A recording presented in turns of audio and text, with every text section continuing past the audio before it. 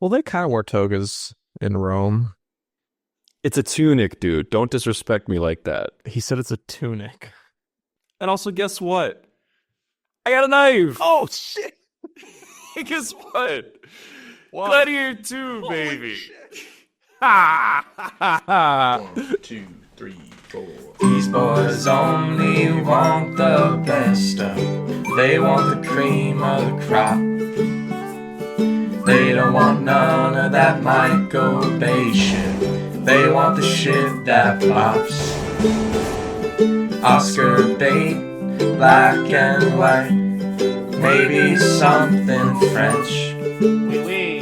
If it's got more than one explosion, honey, put that shit on the bench. Oscar Wieners, Oscar Wieners, Oscar Wieners. These boys are the Oscar Wieners. Yum, yum.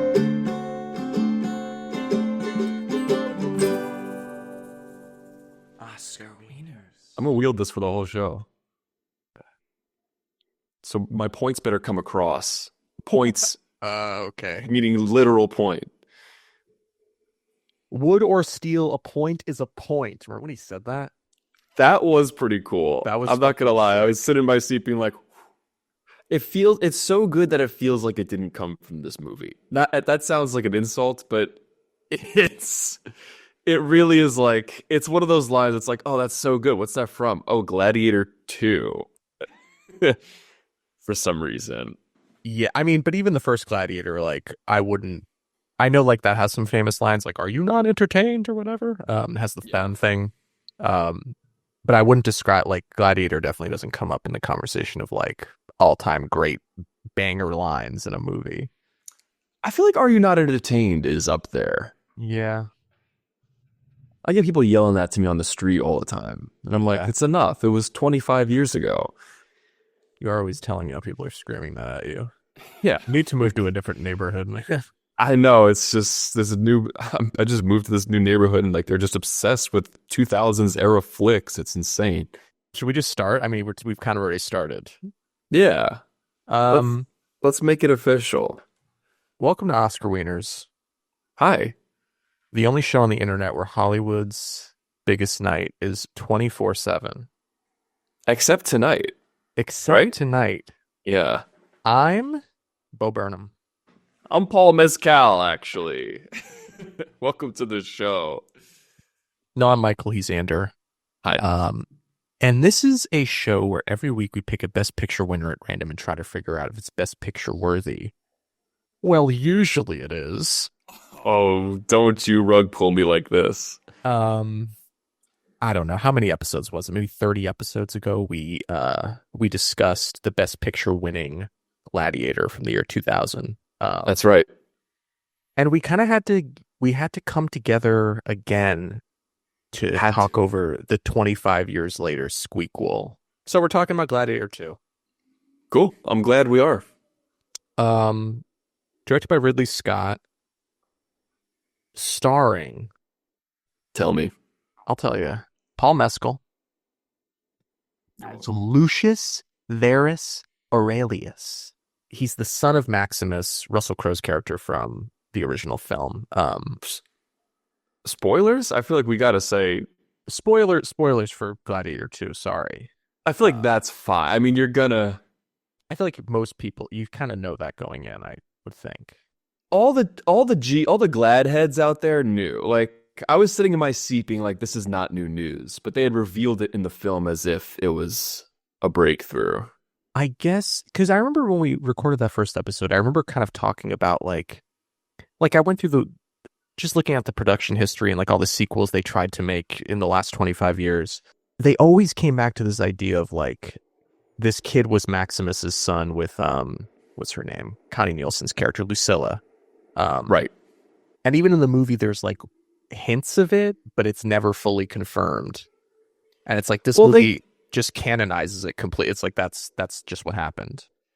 Does it feel to you at all like they retconned Maximus's character a little bit? as a guy who is devout and faithful to his wife and only cares about her and his actual son. Well, I shouldn't say actual. I mean, like the son that he knows that he has. Because that's basically his whole identity, is that those two characters are killed and he embarks on this in the first vengeance movie. trip. Yeah. In the first movie, yeah. But now it's like, actually, that's not even really his family. We don't really care about them anymore. They're kind of bogus. It is true. It doesn't really complicate Yeah. like his character in any way. That's not the Maximus I know. Yeah, absolutely not. Yeah, so Paul Mescal plays Lucius. I think the movie's set like 16 years after the first movie. So Lucius is like he's 28 around.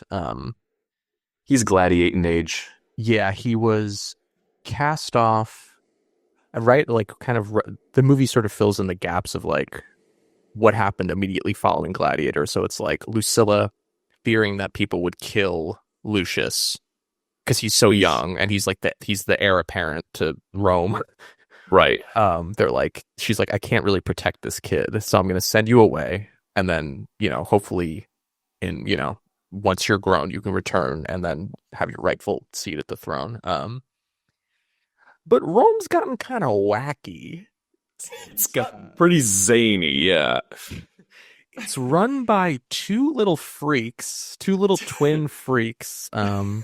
Joseph Quinn as Emperor Geta and Fred Heckinger as Emperor Caracalla, who are two twin brothers who are just like the palest incel freaks you've ever seen. Just the worst renditions of Ed Sheeran you've ever seen. Yeah. Without any of the charm, coolness, or musical ability. Yeah. And it's like Rome is just in a horrible place. Like these guys are just running amok. They're like Rome was bad enough in the first movie, but it's like they're just like spreading the empire as far as they possibly can, just claiming every territory that is available. While their own people starve. Yeah, while their own people starve, people hate them, people are pissed off. Yeah, they suck. I think the movie does a really good job of like making you feel how like desperate and like on the brink of revolution this place is. Yeah. I mean, can we just have a brief Joaquin Phoenix appreciation corner for a sec? Always. Because he plays Commodus in the first film, of course. Yeah. And I feel like they had to break his character down into 3 separate characters. That's how dynamic he was in the first movie. So you were saying Denzel and then these two guys? Yeah. They combined to make Commodus. That's a really good point. Denzel is more like the calculating version, the calculating side. Like he's very conniving and smart. And, the twin Sheerans are just absolutely bonkers bananas, like just whiny, shrivelly little boys who are just thrust into opulence and don't know what to do with it, basically. Yeah, at one point, Emperor Caracalla appoints a monkey as one of his main guys, as his right-hand men. Pretty fun little comedy beat, though, I thought. Yeah. They're running Rome. Shit sucks. Bad. Paul Mescal's Lucius is in like Africa. Where's he? He's in Africa. He's with like this, this like kind of small little city that the movie opens with like this huge battle. The movie mirrors in a lot of ways the first movie.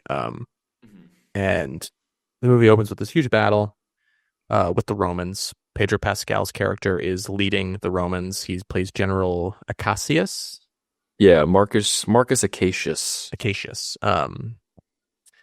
And Lucius, his people are defeated. Lucius is taken prisoner. And just like the first movie, he's put into these Colosseum gladiatorial fights. Denzel Washington as Macrinus is sort of the gladiator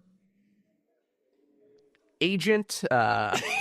Agent is a good word. Yeah. He runs the gladiator ring, basically. He's got a position of power because he just He's like Oliver like the Reed in the first NFL. movie. Oh, okay, never mind. I was gonna say he's like Roger. He's like Roger Goodell. He's like the NFL commissioner. Sure. We all love Roger Goodell. Yeah. I think about him constantly. All the time. I've been waiting to bring him up on this show. Get him on the show. I'd love to have him. I'm sure he loves to listen to it. And that's the basic setup. It's very similar to the first movie where it's like Lucius is working his way towards. He really wants to fight Pedro Pascal's character because is kind of basically responsible, or at least Lucius puts responsibility on him for killing his wife, Lucius's wife, in the opening battle of the movie. She dies in battle. She's hit with an arrow. Who gives a shit? Am I right? No, she's a really dynamic character. Just like Russell Crowe's family in the first movie, they're very dynamic. Right. So yeah, Lucius is basically working his way towards like revenge. Yeah, I don't know.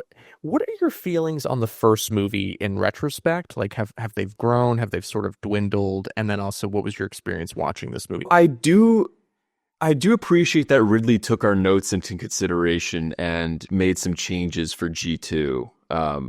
We said some things in the Gladiator episode. The Colosseum wasn't full enough. He fixed that in Gladiator 2. The movie was too blue. He makes some adjustments in Gladiator 2. This one's more of a sand color. It was sand, actually. It's got a warm hue to it, which I did appreciate. So I do like that he listens to the show and he respects our opinions on his films. I think the movies are on par with each other. I'll be honest with you. I don't think Gladiator 1 was a masterpiece by any stretch of the imagination. There are some Gladheads out there who are like, this new film is a disgrace to the original. And I think they're good films that are enjoyable to watch. The first one, I think I was more compelled by the character points. I thought the characters were more interesting. I think like the drama elements were more interesting. And then I thought like the action set pieces were kind of weak. I think this flipped that a little bit. I think the action set pieces in this were more interesting. They upped the ante in this one. You have baboons as an enemy. You have guy riding a rhino as an enemy. And it's all pretty fucking sick, I will say. I agree with the action. The action definitely is like way better in this movie. Like that boat sequence is so good with like the sharks, and then like like Lucius's team is like that's all the oars off the Roman boat. Like it's so like I'm like this is good shit. They're like 4 major Colosseum scenes, and they're all like very distinct from one another. It is impressive to watch. It's clearly not historically accurate, right? I mean, we didn't have sharks in the fucking Colosseum, but still, it's kind of cool. You know? Yeah, who gives a shit? I think I remember you saying about the first movie that the hand-to-hand combat scenes are like very like they cut very quickly. It's like very like weird. Like this movie, the hand-to-hand stuff is like so clear and like clearly so much better. Choreographed. Yeah, and I was just like, damn, Ridley is like bringing it with this one. Yeah, 100%. Like the last one, it felt very stilted and like everything just like cut very short. It was staccato, and this just felt like an actual. They felt like fight scenes. It felt like they actually did hand-to-hand combat training.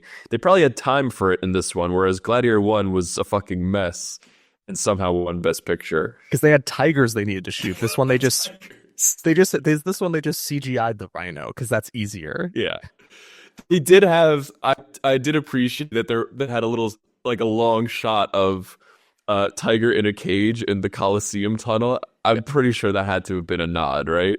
Definitely. That was fun. All the G1 fans out there were like, "Yo, it's the tiger." Yeah, I do, and I think regarding like the characters in the story, like I remember the first one being like a little bit more naughty in terms of plot, where it's like and not complicated in like an interesting way, but it's more like the first one. It's like there's kind of like the first hour there's a lot of like stops and starts. Yeah. Like I don't even think Maximus gets to like a gladiator fight until like 50 minutes into the movie. It takes a long time, yeah. Yeah. And I remember even in the first movie there's like the Senate stuff where it's like you're supposed to be like, oh, we really want the Senate to actually take over like the political system because like is Commodus, right? That's Joaquin Phoenix's character. Yeah, Yeah, he's like sort of a maniac. big time. But then there's also like in the first movie the underlying thing about like the Senate also has like ulterior motives that aren't totally explored. There are a lot of political threads to follow. But this movie, I found like I think it seems like Ridley's like, I just want to make like a fucking just like a fun ass movie that's like it has like it's about politics, but it's like everything's like simplified and like clear, and it's like, yeah, it's just about people who want power. It's not like it doesn't have to be like super complicated. And I kind of preferred that. I think maybe I was just in like kind of a stupid boy mood and wanted like I'm like just I'm here for the fights, just like I don't I it doesn't ultimately need to be wanted super something. complicated. No, I agree with you. Like, I wanted something that was gonna be worth my $18 because like this is a different thing than seeing it like for free on Tubi or whatever. You know what I mean? Like, and I say it's worth it. Go see it in theaters. Treat yourself to a bucket of popcorn. Why not? It's a good popcorn movie. I think it delivers on that front. I think there are some. It's no, like I said, it's no masterpiece, but I think it was very watchable. It was entertaining. I think Ridley Scott gets to the gladiator scenes much quicker. He's like, let's just give the people what they want. Yeah. When it opened, I was nervous because I was thinking this movie is going to be stinky doo doo. Why? Because they just shoehorned in a tragic backstory for Lucius like it was nothing. Like, it's comical how quickly he and his wife are shown to be in love, and then she's dead within 10 minutes. Yeah. There's no time to establish her at all, but she's the source of his rage, pretty much. There's no time given to her whatsoever. Yeah. And it felt very silly. Yeah. It felt almost like my first thought when in like the first 20 minutes of the film was like, this is going to be like the greatest show on earth, believe it or not. Just all sizzle and no steak, just a lot of, we got like these big CGI set pieces of the Romans invading, but do I care about these characters? And did you care about the characters? Did you ultimately care about Lucius's plight? I did, but I do think they could have gone a step further and established Lucius and General Acacius on equal footing as protagonists. I think, the story is told from the perspective of Lucius. Mm-hmm. I almost think start from the POV of Acacius, because I think he's more complicated. Like, his motivations are a bit more complicated. He wants to restore Rome to its former glory. He doesn't want to be this conqueror, but he is at the same time at the forefront of Rome becoming something he doesn't want it to be. And he's kind of almost like a villain in that regard. So I think it would have been interesting, like, let's ingratiate him to the audience from the jump to kind of give it this complicated perspective. And then you introduce Lucius, who's clearly like this more traditionally virtuous character.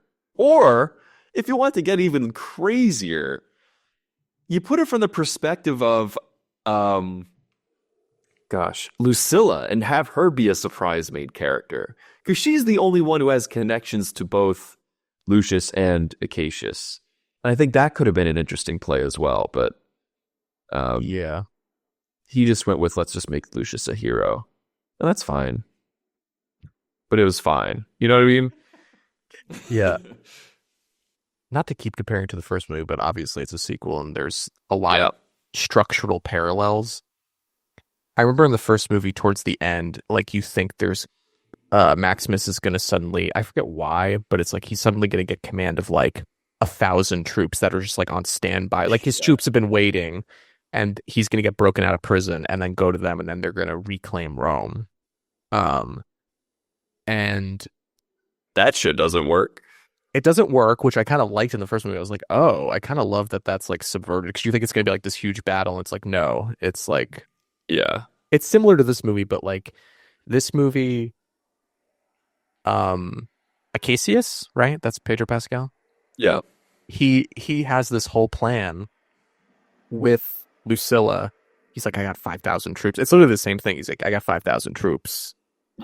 I'm gonna break Lucius out. Then I'm gonna get those guys, and then it's like some helper rats on Acacius and Lucilla, and then Acacius is like killed by arrows.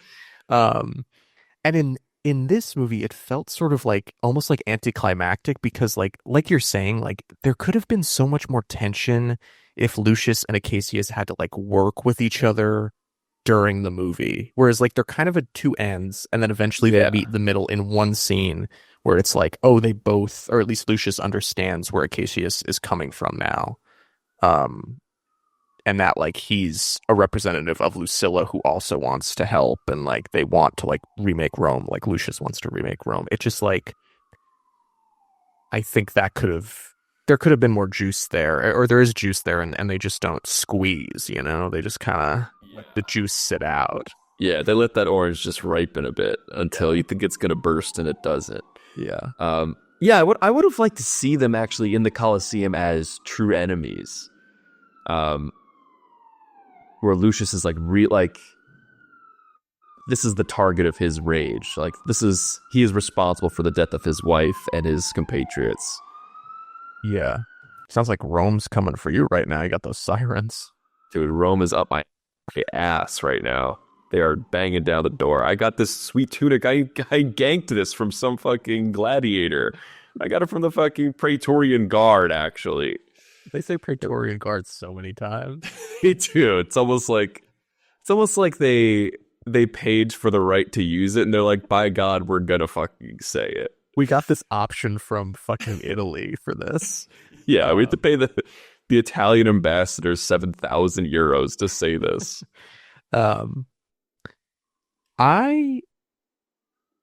Since because I asked you this question a little bit ago, and now I'm gonna talk about it, I guess, from my perspective. I feel like my perspective on Gladiator, or my feelings about it, have actually like slightly decreased since watching it. Not that I think it's bad. I still like that movie. But it's funny because then I watched this movie, and I heard kind of mixed things about it from people who I follow on Letterboxd and like critics and stuff that I like. And so I went in expecting to be like, oh yeah, it was fine. I think this movie kind of kicks ass, and I really like it a lot. It's a really fun going to the movies type of movie. Yeah, and it also made me like almost reconsider. Like I'm like, damn, I have to rewatch the first Gladiator because like maybe I do like that more. Like that movie even more than I'm thinking that I do. I don't know. I mean, by all means, go for it. But I think the first Gladiator is actually pretty slow comparatively. What I like about this movie is it feels like every scene is kind of interesting. There's all these characters that are interesting. There's not like a ton of depth at all times, but like I don't really need it with Gladiator 2. I just want to see characters say cool things and like have, tense conversations and then fight about it. Yeah. I mean, they really just straight up let Denzel come to set and say whatever the hell he wanted, huh? Denzel is so good in this movie. He's good, but he's just he just showed up to say, "Can I just be me?" And they're like, "Yeah, we don't give a shit. Like, do whatever you want to do." But he is interesting to watch. I'll give him that much. His character too, like, slowly reveals himself. Where you're like, what I love about this movie too, you got all these movie stars, and what's great about movie stars is you bring your relationship for them as an audience member to their character in the movie. So that's when people utilize movie stars in this way, it's the best, because you got Denzel, and I'm like, I love Denzel. He's one of my favorite actors. He's like the best guy ever. It's my guy. And then you're like, so I trust this guy. He's gonna be really good. He'll probably join the revolution, and it's gonna be great. He's gonna probably slice somebody with a sword. He actually was actually enslaved and like made a gladiator. I think a gladiator, right, by Marcus Aurelius, or just enslaved. I think maybe he was just he was property of Marcus Aurelius. What a great twist to his character, I thought, too. Yeah. And because it really does make his motivations make sense. Yeah. Maybe it makes his motivations make sense. And you're able to understand where he's coming from. Because he's saying like, hey, you guys want to restore Rome to its former glory? Guess what? Rome was never great. Marcus Aurelius, he kind of sucked ass. I was his slave. That's bad. I want to Totally. basically burn it all to the ground and start anew. Yeah, That's an interesting perspective. it is. He even has that great line where he's talking to Lucilla, like this is like the big scene where he's like laying all this out. Like your father was kind of an asshole, and he says something like, I was a slave to your father, who was the emperor of Rome, and I'm like about to become the emperor of Rome. Where else in the world can I do that? He's like, that's why I love this place, and it's like, oh, that's such an interesting like. That's just like really interesting. That's why this is my kind of town, baby. That, nah, nah, da, da.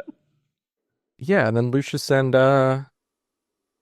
what's Denzel's character's name? I think his name's His name is Denzel. Yeah. Macronus. Might as well be.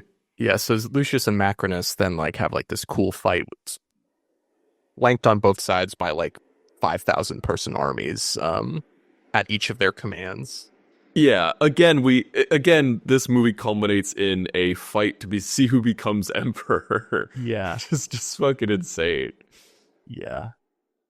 And everybody just kind of like Denzel's like, I got my army and I'm gonna kick your army's ass. And then Lucius is like, well, I got an army too, and we're gonna kick your ass. And then none of them fight, and they're just like, let's just see these two guys duke it out.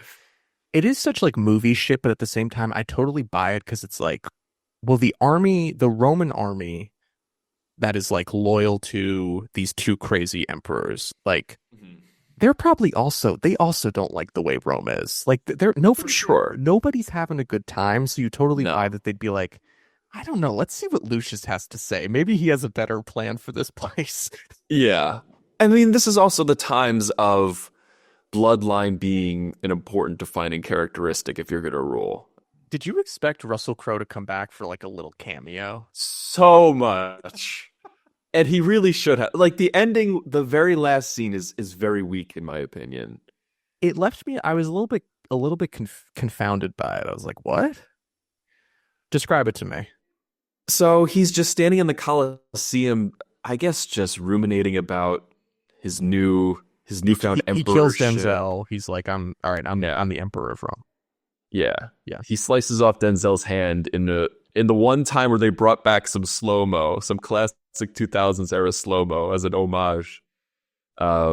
He dies, and then he's just kind of sitting in the Colosseum, just thinking about stuff.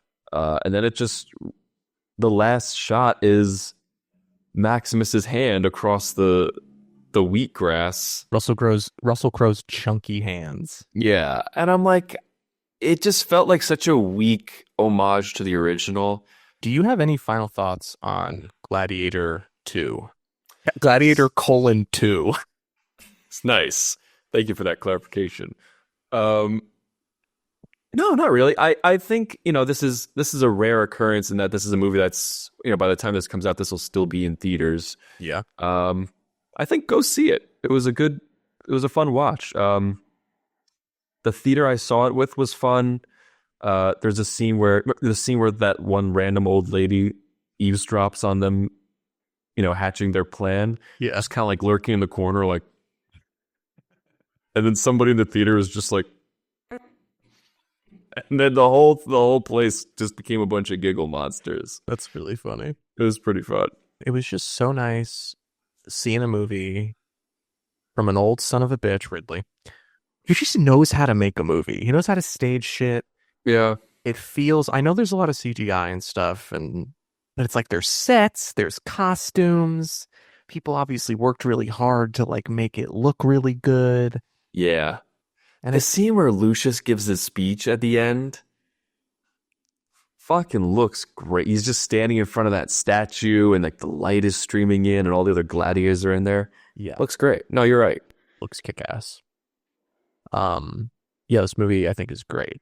Go see it. Go see Gladiator 1. And go see Gladiator 1 if you haven't before you go see Gladiator 2. It is mandatory. How about that? Yeah. How about that? Yeah. Yeah. Go see it. What else are you doing? You're not doing anything. All right, leave them alone. No, get off your ass. Don't sit on your 15 people who listen to and shit. go see Gladiator 1, why don't you? Wouldn't it be really awkward if this wins Best Picture and we have to do another episode on it? I thought about that, but at the same time, I don't think don't it's winning. think this is getting any buzz. Which answers our question of, would Gladiator win Best Picture in today's day and age? That's so true. It's so true. And the answer is a big fat no, right? I think Denzel will be nominated for Best Supporting Actor is my guess. Interesting. Okay. I think he may even win. I know you think it's like you seem less enthusiastic. I know I'm not saying you think it's bad. I just think it's over the top. I enjoyed it. I enjoyed his performance for sure. Yeah, I think he's like so great in it. But I think aside from maybe that and some technical awards, it might get a Best Picture nom. Like this was the year of the strikes, you know, both the DGA, not the DGA, the WGA and the SAG strikes, and I just so few movies came out, so they might just throw it in there. But I don't think there's a chance that it'll win. I don't think so either. It just doesn't have that. I don't think Gladiator 1 gave that feeling, to be quite honest with you. But that's through the lens of a 2020 something. What? Sorry, a 20 something in the 2020s. Is that what you're trying to say? Yeah. You understood exactly what I meant. Don't look at me all confused. I don't know. Anything else? Any reviews? I did bring up some reviews, so we are in a bit of a unique spot in that obviously no nominees yet. Yeah. But I did source some reviews for Gladiator 2. They're hot off the presses, my friend. Steaming hot. So they're still filtering in. If you want to get your reviews out there, get them out there. People are, trying to suss out what this movie means to them and to the general cinema space. So make your opinion known. We would love to hear it. Give me the name of somebody who was in a 1990s Bud Light commercial. Larry the Verizon guy. Okay. Larry the Verizon guy says 3.5 stars. I swear Denzel comes this close to saying Wazza. He really is. It's an anachronistic style that he's portraying, I think. But it's fun. Yeah. Give me the name of somebody who poured orange juice in their cereal by accident. Kyle Everett Stilt. Yes, Kyle. Good old KES. Kyle Everett Stilt says 1 single star. Really appreciate everyone giving me space at this time. The fact that the Gladiator franchise has been shat on in this way has me completely ill beyond recognition. This had the budget, the star power, the lore, not to mention over 2 decades to deliver, only to have Ridley Scott do a fart into his hand and scoop it into my face. I fast and pray that Russell C. doesn't hear about this absolute dumpster fire because I hate to see him disappointed. What if Russell Crowe hasn't heard? He's like, wait, they made a Gladiator 2? I love that thought. They didn't call me? Is there anything going on with that? Like, how come he wasn't consulted? Maybe he didn't want to. I think he hates Ridley Scott, I'll be quite honest. Maybe Ridley Scott called him a chump and a loser. I don't know. So that's the danger of Twitter nowadays, or it's just like Ridley Scott would just be like, yeah, I don't know what Russell Crowe movies have come out recently, but Ridley Scott is maybe just sit at home and be like, chump. He said the Pope's Exorcist fucking sucked ass. He said, fine, I'm not going to speak. Exorcist, that's what he tweeted. Send tweet. 84-year-old Ridley Scott. 84,000 likes. How old is he? He's 86, even older. Really? Oh, wow. It's crazy. I guess it makes sense. And he makes like a movie a year. He's still putting them out. I mean, God bless him. I hope to have that much energy when I'm that old. If it's keeping you tethered to this earth, Ridley, then let go and let God. Beautiful. Yeah. Last review. Give me the name of somebody who just wants to see Rome fall. I don't know, probably like Vladimir Putin. Vladimir Putin said, this might have actually come from Vladimir Putin. It's very short. 0.5 star. I didn't even watch the movie, but fuck Paul Mescal. Those are the reviews. Yeah, that's what the people say and thinks and believe. I appreciate it. 3.5 stars it's averaging right now. If that means anything to you, if you love this movie, go ahead and I don't know why I'm promoting Letterboxd. Go ahead and just get your. Let's see if we can get it up to 4 or down to 2. I don't know. How many stars do you give it? 3? Yeah, I gave it was a good- 4. Oh, okay. I might bring it down to 3.5, but I feel like I'm just like kind of riding high on how much fun I had. Sure. Yeah. C'est la vie. So that'll be. That's our episode. This was cool. Our first bonus episode. That I Don't say we never did you any favors, all right? Merry fucking Christmas, you little creeps. Doesn't he Gladiator too? Yeah, happy Hanukkah, of course. Yeah. Happy holidays, I should say. Holidays, yeah. Kwanzaa, of course. I'm not going to say what episode's coming up because, I don't know, depending on when this comes out, who cares? This exists outside of time and space. Yes, it exists outside the parameters of the podcast, usually. Yeah. Whatever we said last episode, obviously this is not the one that we said we're going to do, right? So don't be upset. And then next week, who the fucking knows? I don't know. This doesn't exist. Actually, who even fucking cares? Wow. Am I right? That's bold. All right, we'll see you next week. Weenies. 1, 2, 3, 4. These boys only want the best stuff. They want the cream of the crop. They don't want none of that Michael Bay shit. They want the shit that bops. Oscar bait, black and white. Maybe something French. If it's got more than one explosion, honey, put that shit on the bench. Oscar Wieners. Oscar Wieners.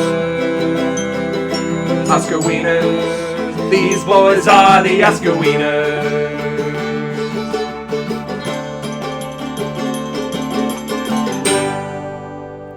Oscar Wieners. I feel like Wizard of Oz, they would. I mean, who knows? These fucking executives will remake anything, but it seems too sacred. But it's one of those things where, like, just fucking what? Like, the original is good. Why would you? See, you're not thinking like an executive, though. It doesn't matter what's good. It matters what the fucking stupid little trash-eating masses will pay for, buddy. It just matters what scum like you will pay to see. And you can hate it if you want, but you're still gonna see it. The public are a bunch of piggies, and they like to roll around in their fucking disgusting shit, and they'll eat up whatever slop we throw at them, okay? We have to give the piggies their slop. Jesus Christ. Yeah, it'll probably get remade in the next 10 years for sure.